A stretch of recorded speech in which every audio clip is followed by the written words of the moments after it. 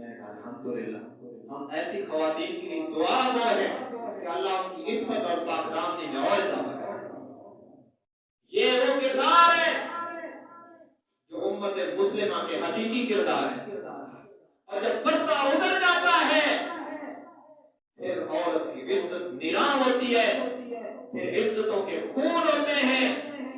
اور پھر اس خون کو روکنے کے لیے کوئی سہارا کافی نہیں۔ اس لیے ہمیں اسلامی تعلیمات کو اپنانا ہے، تب دنیا اور آخرت کا اطمینان ملے گا۔ اور اب تو افسوس ہے مسلم قوم کا، انڈیا کی ایک گلوکارہ مر گئی اور لوگ ہمیں فون کر کے پوچھتے اس کی موت ہندوازم پہ ہوئی ہے، گانے گانے والی دنیا کا فاشسٹ کردار، اور لوگ ہمیں فون کر کے پوچھتے ہیں یہ جنت میں جائے گی، جبکہ مرنے کے بعد قبر میں اتارنا کیا اس کو جلا دیا گیا۔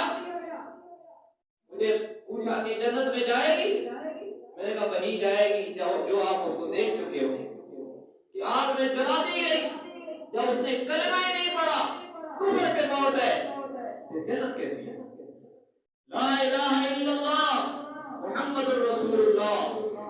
دل سے ماننا اور زبان سے پڑھنا شرط ہے جنت میں جانے کے لیے۔ جس نے نہیں پڑھا اور کفر پہ مر گیا، مرد ہو یا عورت، وہ جنت میں کبھی نہیں جائے گا، یہ فیصلہ قرآن ہے۔ بہرحال اب آخر میں دو تین اعلانات ہیں، یہ بھی